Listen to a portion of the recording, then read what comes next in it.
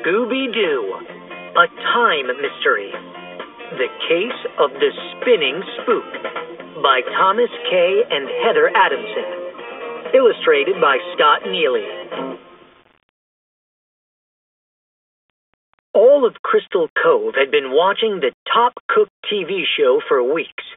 They could hardly wait to see who the winner would be. The Mystery Inc. gang headed to the studio to see the taping of the next episode, and to solve a mystery.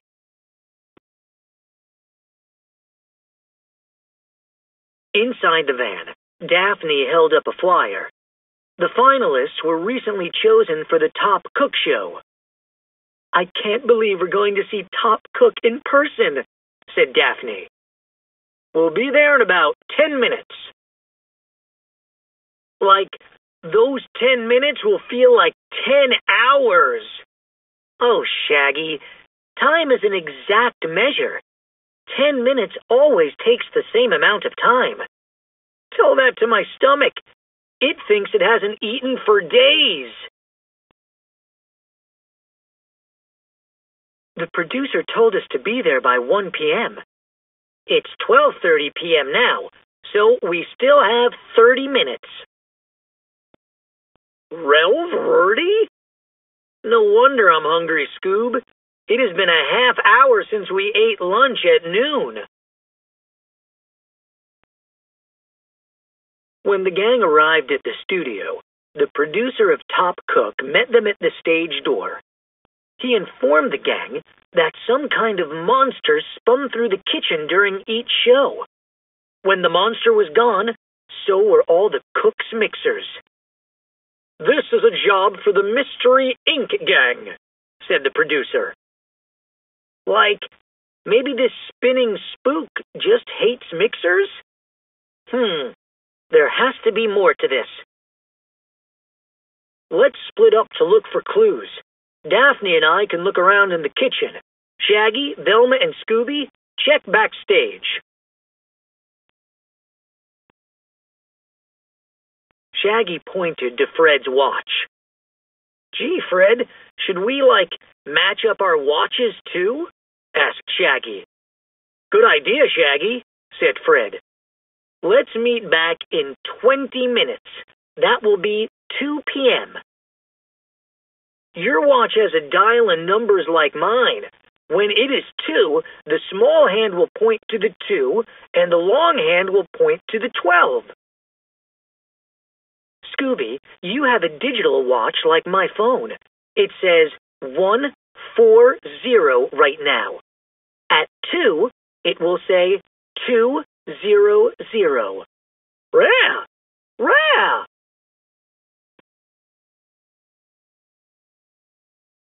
In the kitchen, Fred and Daphne found recipe cards lying on the floor. Daphne picked up a card for a meat pie recipe.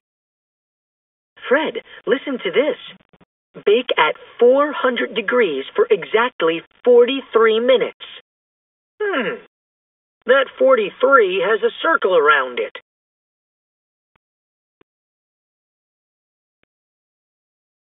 Look, here's a recipe card for custard. It also has the cooking time marked. Let's go find the others. I'm starting to wonder about something."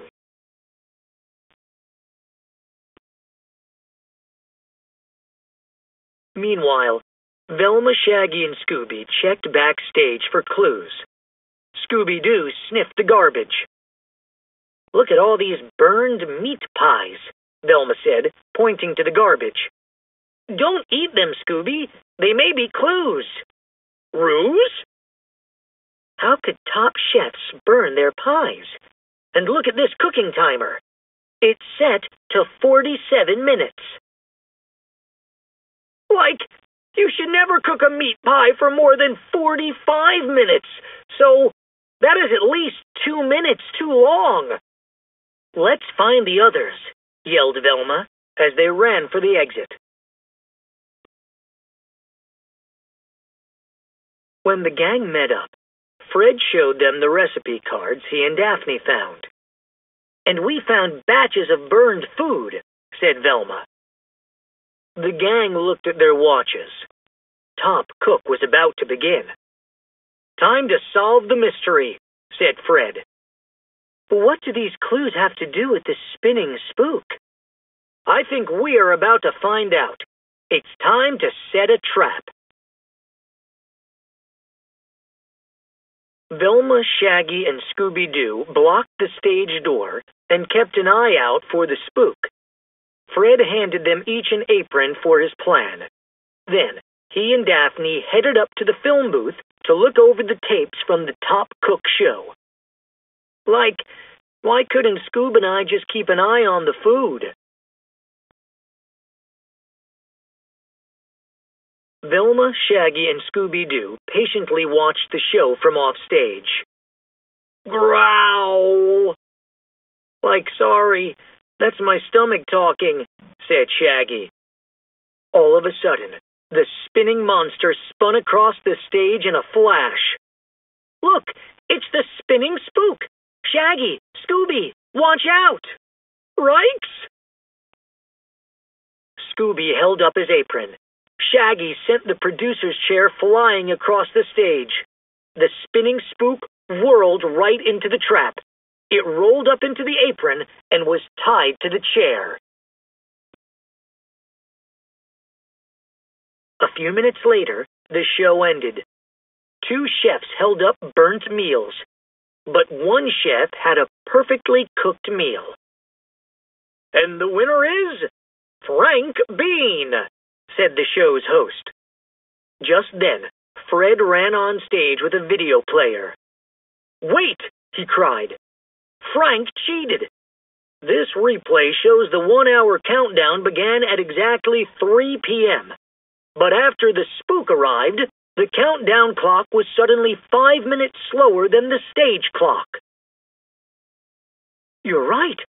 When the countdown clock hit 0, the stage clock's big hand was on the 1 and the little hand was on the 4. Each number on the clock is 5 minutes. The show actually ended at 4:05 p.m. No wonder their food burned." The gang surrounded the spook.